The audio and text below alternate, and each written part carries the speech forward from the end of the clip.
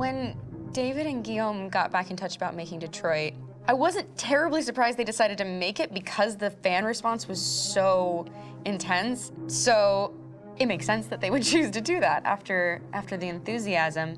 It was a challenge, and it was just an interesting thing to get my head around how to approach this character now as a different, much older person, and whether or not she had changed. And I'm very happy to say that with Detroit, I've had the opportunity to see Kara grow so much more than I ever expected. You do the housework, the washing, you cook the meals, and you take care of... God damn it, where the fuck's the rat gone now? Alice! Alice! I mean, she starts out essentially how she does in Kara in a very, not robotic, but, you know, android, other way, and getting to take this journey where she becomes more and more human as it goes on. You know, and as an actor, that's a wonderful exploration in every way, whether it's how she sits, her posture, how her voice changes, how emotions change, and how much emotion is based on things like empathy and social experience. And so having, you know, as much material as I got with David to have this huge, nuanced arc was really incredible. Why couldn't we just be happy? This experience has been quite different than the experiences I've had shooting film or TV or doing theater work. I have 83 dots on my face and a really flattering black wetsuit type thing, and you're jumping around with props, and it's kind of like being a 10-year-old imaginative kid, which is fun. There's 80 cameras around us. It's already lit. So we just shoot and shoot and shoot and shoot and shoot. There's no change of sets, there's no hair and makeup, there's no wardrobe, so we move really fast, and we'll go through about 35 pages in a day. Working in TV or film, we'll probably do 6 pages a day. It's kind of acting boot camp. It's like working out constantly. I mean, you're doing this thing, and then you got to do something that's completely other back to back to back. And so that kind of process of working is very challenging, but it's also very exciting because you just have to keep coming up with new ideas, and your head goes all over the place because you're trying to keep track of basically 4 different storylines for each different response. You shot that girl, for fuck's sake. It was a machine that looked like a girl. Yeah, I know what I should have done. I just told you I couldn't. All right, I'm sorry. The fact that David Cade, he's telling like many stories interwoven from beginning to end is super complicated and super impressive, and I have no idea how he keeps it all in his head. He's not just the writer or the director who's seeing this from the outside eye, he's also thinking about the player walking through this space. You know, only somebody who really, really loves not the work, but like these characters and these stories and cares about doing something meaningful would invest that much in it. And it's always inspiring to work with somebody who cares that much. My experience with motion capture is this one. And I found it sort of terrifying in a way, because they said the computer's gonna build you. But then, as we got into it, I realized all the elements of it were still artistic. I just dipped into a really brilliant setup here. I've never seen anything like it. And this won't turn me into a product because I was playing a character. So it's wonderful. In the game, Detroit comes back because of a revolutionary industrial rebirth. And there's no reason why that can't happen in Detroit, because they have such tremendous infrastructure for millions and millions of people who can very easily support, you know, a new industry. The city is really strong and resilient, but the city has also been through so much. You see the damage. But it takes that time of kind of rebuilding and reinvesting into the city that I think is happening slowly but surely. The potential of Detroit as a city is something that this game does a lot of justice to, because it would be easy to look at Detroit as some place that used to be, and that's not the case. This game provokes a lot of conversation and reflection on our potential near-future engagement with machines. That's what we are to them.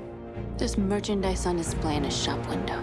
I think that a group that feels marginalized, feels like they deserve and have earned access to themselves and the environment around them, and are trying to figure out a way to articulate how to get freedom. What was I designed to be? Their slave? Their toy?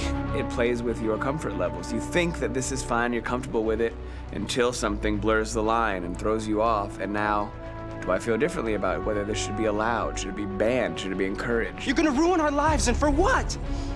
For a bunch of machines? They are not machines! They are alive! I'm alive! You're alive! They're nothing! There are lots of comparable comparisons to any type of persecution of religion, race, etc., dating way back. It can't just be a video game where you shoot 'em up or where people make these choices to do whatever. I think that's the whole point. You have the choice, and you can either choose to go in one direction with your character or another. And I think that's going to be very telling about the gamer. Very telling. I think there's going to be a really strong reaction to this game, which has such a strong perspective. I'm that much more proud of it now to get to be a part of it because it's important. In this game, you're actively building and designing the character through not just what kind of shield does he have or what color hair does she have, but like their temperament and the way they deal with problems. The different endings to this game are so radically different based off maybe seemingly insignificant choices in the moment, but like life, they all add up. And can't play life again, though.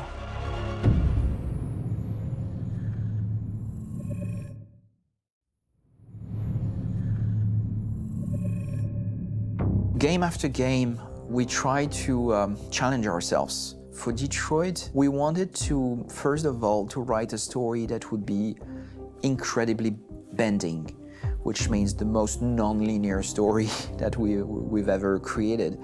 And we wanted really the player to have the possibility to change the story, change his own journey. When you're writing at Quantic, you're writing for an interactive medium. You know, when you're working in television, you'll put a character in a difficult situation, and you as a writing team will argue about what would that character do. But ultimately, you have to decide what happens, and you just show the audience.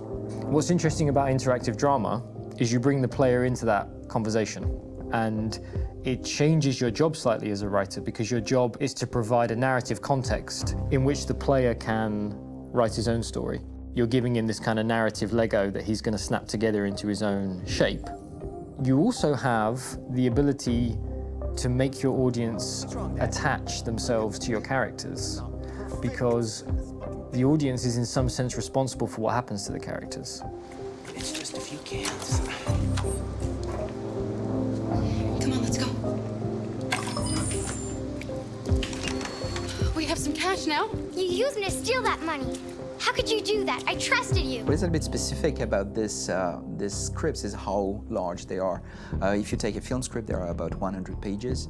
But here we have to deal with a script that is between 4,000 and 5,000 pages. Everything becomes bigger because we don't just tell one story, but we tell all the possible stories that can be told within this narrative space. On Act 3, our final act, we have around 1,000 different scenarios. And every one of those scenarios has to be as interesting, as passionate, as strong, and as emotional for the player. We want every action that the player does, every interaction that is available to serve in telling the story, and help the player understand who his character is, and build that character moment to moment.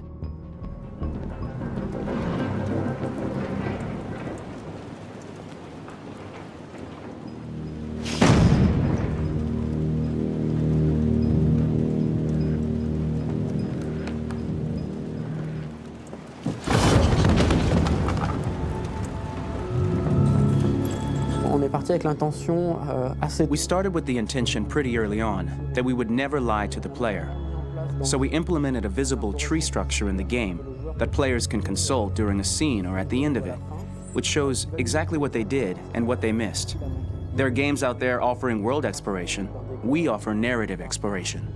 You know, keeping control of such a wide and large story is a huge challenge. So same thing when you shoot with actors, because you will need to shoot many different versions of each dialogue, of each scene. For actors, it's a huge, huge challenge. Because of the style of the game, you have so many different ways that the character can go. Every decision, it's what I call kind of choose your own adventure. Like every decision that the player makes, it's going to open up 40 more pages of material and experience that ties in, which means as a performer, you have to try to continue to make things feel real that the player might not ever see, but also that in performance it's not always connected to a previous act. It's grueling, it's hard work, but it's a great team and I enjoy doing it. I was really frustrated, until I got to this point where I kind of was able to step outside of my own experience and even in a lot of ways my own process and be able to step outside of that and okay, this is something new, what do you need? How do I meet you there? How do I give you what you need and still feel like I'm doing what's right? And once I did that, then all of a sudden it got really fun. It was much freer and having to approach it in a new way and think about the player and think about how it serves them and what I'm doing for them or what I'm letting them into. It's really, I think, helped me grow in general. Remember, there's nothing on the left. That's a wall, so it's probably all there. And then make her come first, close. But I think you would go first to check that it's safe. Okay, sure.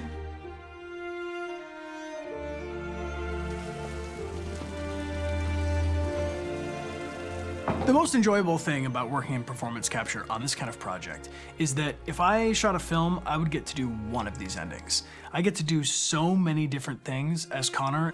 Your head goes all over the place because you're trying to keep track of basically 4 different storylines for each different response. What's the name of my dog?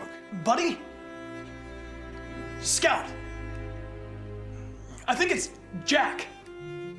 I can't remember. So I worked with physicality a lot because it was a good way to anchor myself in these different rings of the tree as the story grows out. I know where that is physically in my body, and then I can switch more continually on set, and it'll be entirely up to the player to determine what order those things come out and what they look like from a distance. Like if you're playing through it, the culmination of all of that will be their version of Connor. I'm faster than you, and I don't feel pain. You don't stand a chance against me. Listen, asshole. If it was up to me, I'd throw the lot of you in a dumpster and light a match to it. Shooting action scenes at Quantic Dream is a real challenge because these are scenes where the storytelling has to continue. It's not an action scene just to have a dose of adrenaline. The stunts have huge consequences on the rest of the story. It's really a moment where we implicate the player and tell him that the choices he makes during an action scene will have a direct impact on the evolution of his story.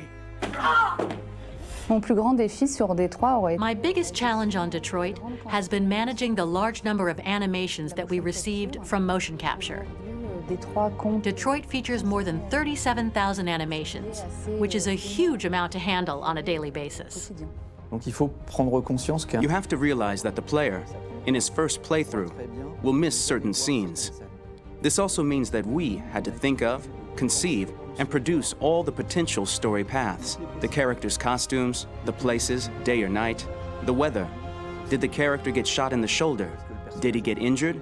All this consistency forced us to produce a lot of graphic assets in order to, quite simply, allow the player to have true continuity throughout the story. Honestly, we were even surprised by the challenges that come with such a big tree structure. And we did our best to guarantee quality across all the game and make sure that whatever path you choose within this narrative space, you will have an equally good experience.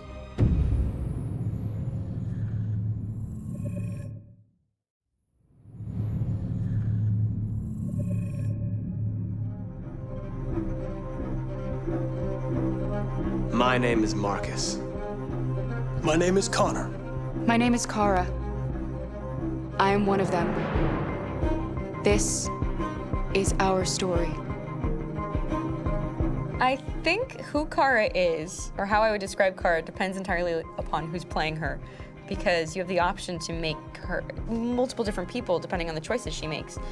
But I think she does start out incredibly naive, incredibly innocent, and kind of hapless. I'm sure we used to be friends before I was reset. Maybe we can be friends again. She's a person who's characterized, I think, by empathy. She's a person who really, she just comes from her heart. You'll never leave me, right? Promise you'll never go. I promise. Kara, please! Are you okay? Are you hurt? Wait a minute. Leave her alone! Kara, leave her alone! The really beautiful thing that I've had the gift to be able to do is to essentially build a person from the ground up, because that's what she's doing throughout the game. And with every experience she has and every person she meets, she's building, first emotions and then the sense of judgment. And it's sort of an exploration of what it is to be a human. Don't worry. Luther and I will be right here.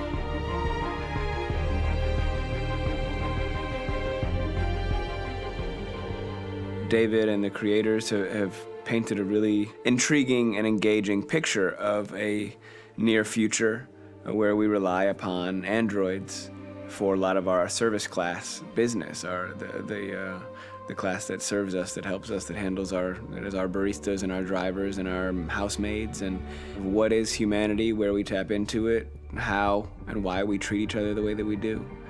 And my character, Markus, has a really intriguing journey, becoming deviant, realizing that he actually has feelings and human qualities inside of him, and it's a really incredible ascension into becoming fully realized and coming to terms with what you actually deserve better than this in life. And not only do you want it for yourself, but you want it for your peers. We've come here to demonstrate peacefully and to tell humans that we are also living beings.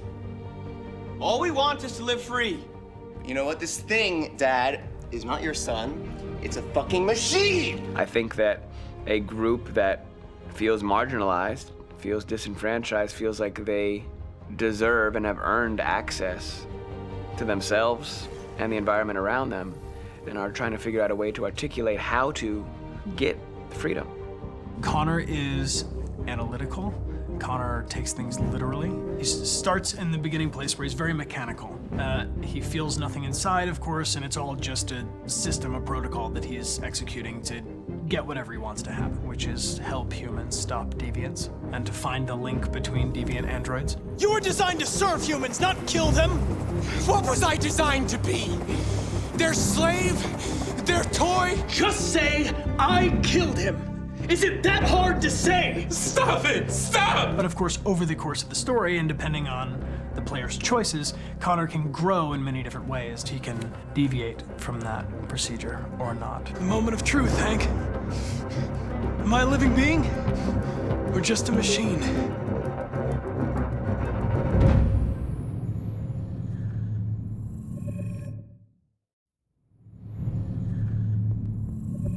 Detroit Become Human was produced over a period of 4 years. Here in Paris, we have a team of about 180 people. And to that, we need to add also all the outsourcing with our partners in the Philippines, in China, Vietnam, and in India. So when we started working on this story, I had to imagine where Kara was built. And for whatever reason, the city of Detroit came very quickly to my mind because it had already an incredible story by itself full of history and themes. So we traveled there with the team, and we were really moved by what we saw, and we could really feel the desire to fight and really be born again. And we just continued this curve, this growth, and just imagine what Detroit would be like if the android industry was, using these huge factories to build androids there.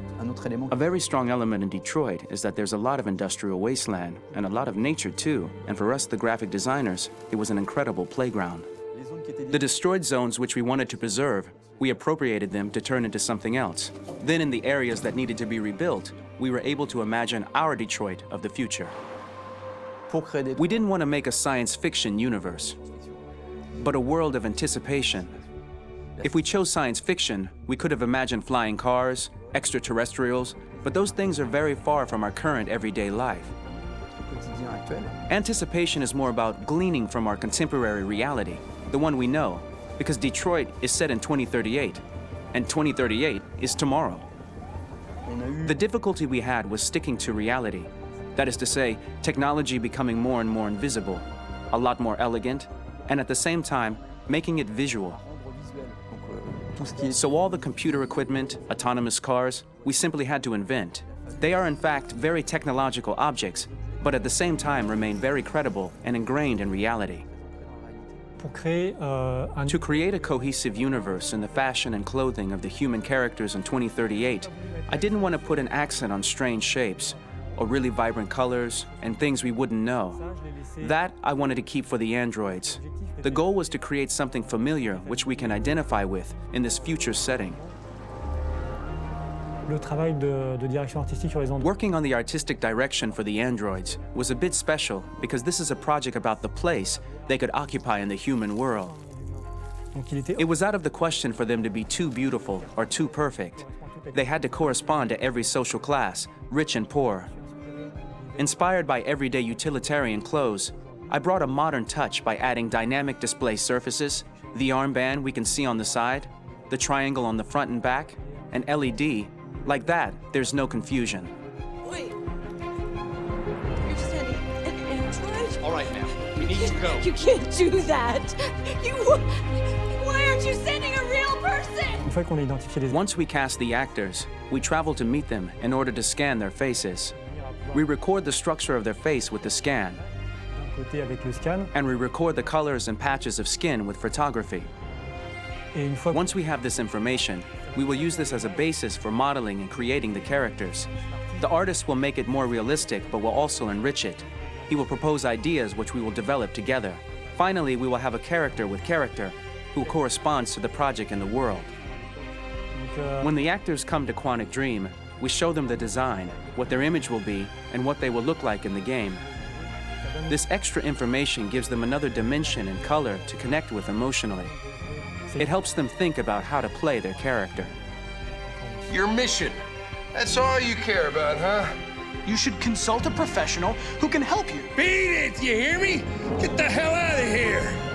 So there are 3 types of shoots at Quantic Dream. Shooting and performance capture, where you capture the whole actor, his voice, his face, and his body. These shoots are obviously done with American actors because the game's original version is in American English.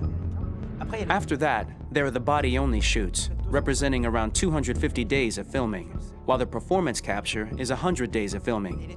Now, body-only shoots, there are 2 types. There are the action shoots and the technical shoots, which are mokit shoots. Mokit is when the player controls a character on the screen, and he moves in an environment to explore it. This is of particular importance at Quantic Dream, and therefore we shoot a lot to offer a unique context for each scene and each character.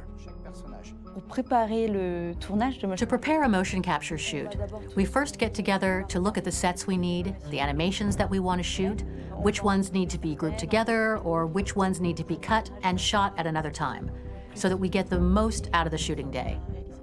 This often means shooting scenes out of order, especially those with big props or accessories, like a big car, for example. So we shoot all the animations related to that particular prop first.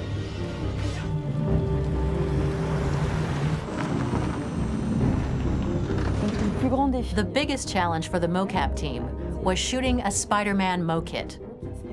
We had to build a wall and attach an actor to a harness with cables so we could pull him up and render him climbing. The shooting on this game total took about, I would say, more than a year, maybe 1 and 2 years, with about 300 actors on set. So I would say it's quite a massive production. But so much happened on this set between the stunts and the shootings with a little girl and all these great actors that we had. It was really a very, very memorable journey for the team and for myself. Today, Detroit has over 37,000 animations. When we retrieve the motion capture data, it's just a cloud of points, which represent all the markers worn by the actors. From this cloud of points, we have a phase called retargeting, which gives us a skeleton. This skeleton will be applied to the characters of the game. There is still work to be done, but this gives us the main movements. Since we are working on something very realistic, we must recognize the actor and also recover all the emotion he expresses in his performance. We use a system of facts, an identity card for each actor. We make the actor do a whole range of facial expressions. Then we recover all the expressions and paste the animations on a puppet that Jan has prepared. I then recover and refine these poses. I might stretch the lip, reinflate a cheek, tiny details that make the finished product really capture the actor. Because of the nature of our mocap system today, when we receive the animations, we're missing eye movements, and so the character has that dead look. He really has no eyes, so then it's a big part of the work for the animators to find the regard of the actor in relation to his position, in relation to the body, etc. It was crazy when I saw the newest model for Kara, because they've been working on it and working on it, and this was the first time I literally jumped in my seat. It not only looked so much like me, it was the fact that it looked so lifelike. It wasn't that it looked just like it was a camera, it was something else, you know, but it looked alive. It's exciting, and it's kind of terrifying. Game after game, we learned the rules of optics and filming, and our goal with Detroit Become Human was to have cameras that would actually emulate the optics of a real physical camera. So basically dealing with real-world imperfections was our main task, and just to make cameras look as real as we can. Once the animations are shot and processed by the animation department, integrated and polished, we film them. That is to say, we really do a mise en scène, as in cinema. The real difficulty of our job is to know if these cameras are telling us something. Are they in the emotion of the scene? Do they describe exactly what the action must convey, what must be felt? The most important challenge for me was one of the final scenes where Markus decides to start the revolution and go to the battlefield. Very quickly, we imagined this to be a huge sequence shot. We wanted the feeling of a cameraman running behind us while showing Markus, the androids who help him, the person shooting at us, etc. Above all, it was necessary to say to oneself, this scene is very violent but does not glorify war. On the contrary, that war is something improbable and absurd. It was really a fun challenge. The idea was to say we have 3 characters. We would like each of them to have a specific cinematography. We wanted Kara to be much more filmed with some kind of handheld camera, to have something very living, very breathing. For Connor, we wanted something very cold and very perfect. And for Markus, we wanted something epic and spectacular. So it was about the filming, but it was also about the photography. So we worked with a director of photography to give each character a different lighting, different key colors. Each of them would have their own worlds. And finally, we worked with the composers, so they would create a specific sound for each character, so each would have his own world and his own style.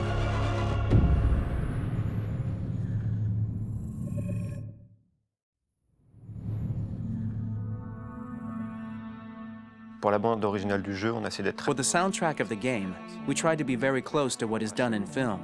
We were constantly asking at each place in the game, why are we putting music here? What is it going to say?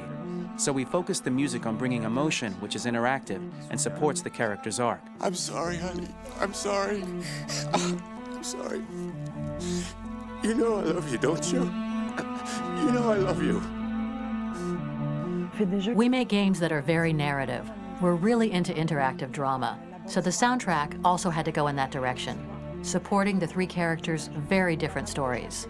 We really wanted 3 colors, 3 musical sound identities, and from there, having 3 composers made sense, since the story of Kara, Markus, and Connor are all completely different.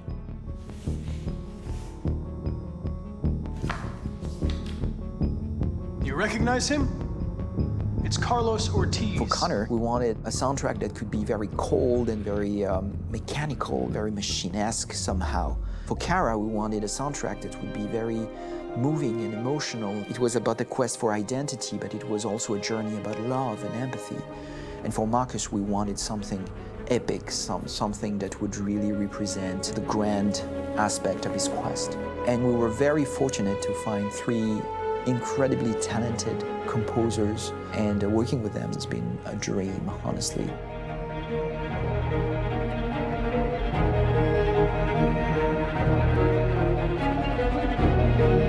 My name is Philip Shepherd, and I'm a composer and a cellist and a producer. And today we're at Abbey Road Studio One, which is my favourite studio in the world. And today we're recording the soundtrack for Kara from Become Human.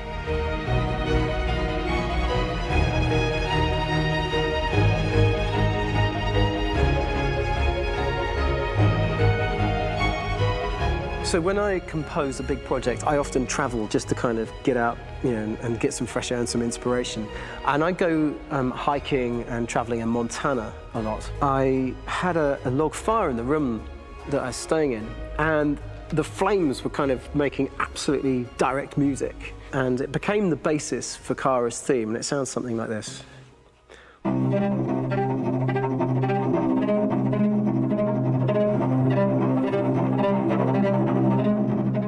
Now, over the top of that, I found a little theme that just seemed to fit over the top, which is taking Kara's name, Kara, Kara, and just using like a two-syllable motif, and it sounds like this. We're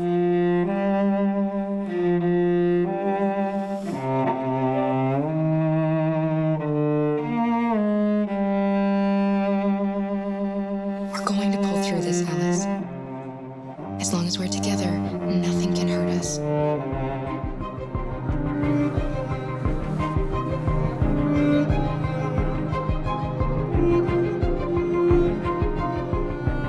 And all the time that's fitting over.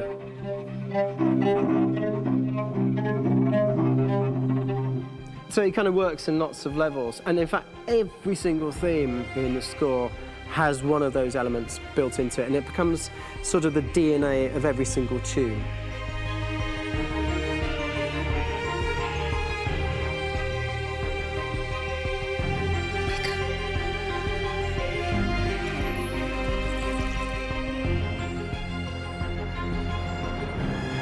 For me, writing this theme for Kara, I actually had to tap into what it feels like to be a father to daughters.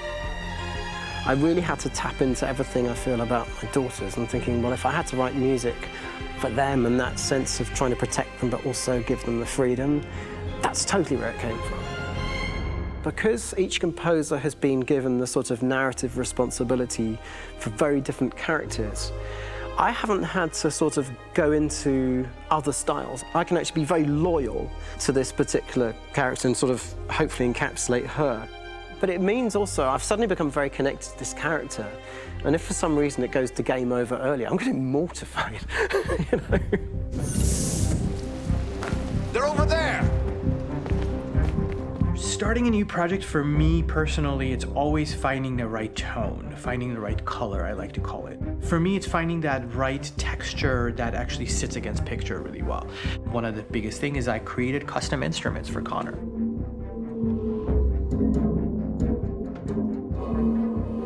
I pulled out all my vintage synthesizers to be able to capture this robotic person, if you will. My approach to all of these custom instruments is that I hear the sound in my head. And either I could just come into the piano and just be like, all right, so I'm gonna just get on the computer and just create it. I rather be able to play these instruments physically. Oh, that's nice. You can do the...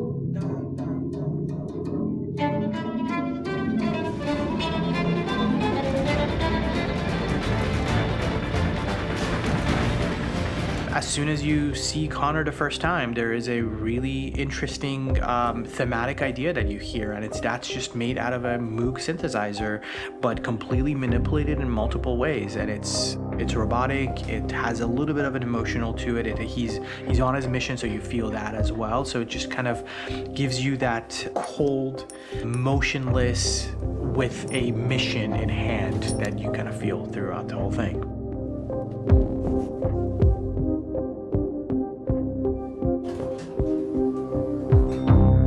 Because the music evolved, one of the things that I was very weary and I was very kind of focused on was the way that the music has to evolve. So my idea behind it was that Connor is a singular android that could at any point become a deviant or could actually stay as an android. So I created a more or less an Connor theme, and then I was able to just manipulate it in different aspects of it. Is everything okay, Lieutenant? Chris was on patrol last night. He was attacked by a bunch of deviants. I'm a human being writing for a robot. And throughout Connor's journey, he meets someone, he meets a partner. So how do you deal with a robot feeling? And I've met a partner that I'm gonna work with, or all of a sudden he sees a dead body. Does this robot have an imagination? Does this robot have a feeling? And if yes, how do you translate that into non-emotional music? So basically at any point I was just like, I can't do this, and then I just do it. Property was damaged and fires continue to rage in several major districts across the city. Some people are asking, have androids become a threat to our security? When I first started really digging in on Markus, the one thing that I really tried to capture was the transformation process. You know, Markus is this android that evolves over the course of the game and really goes from kind of figuring out that he's more than just an android. You know, he's starting to develop kind of a human soul in a way. Try to imagine something that doesn't exist, something you've never seen. Now concentrate on how it makes you feel and let your hand drift across the canvas. The other side of Markus that I really latched onto was that he almost became a savior for a lot of the other androids in the game. So when I started developing the theme for Markus, I really made it like a church hymn.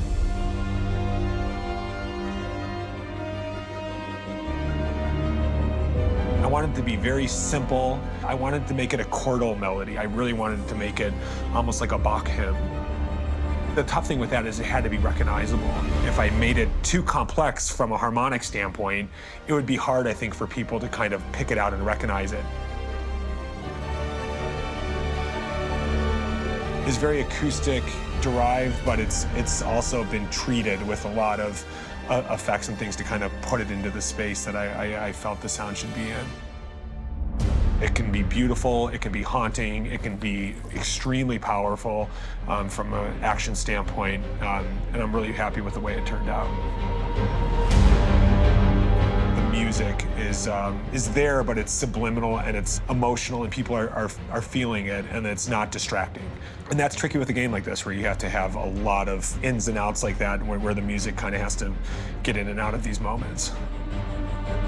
This is a war we're fighting with the humans. If we fail, they'll destroy us. I think the game's been put together so well where I just wanted to make sure that I wasn't ruining the emotion.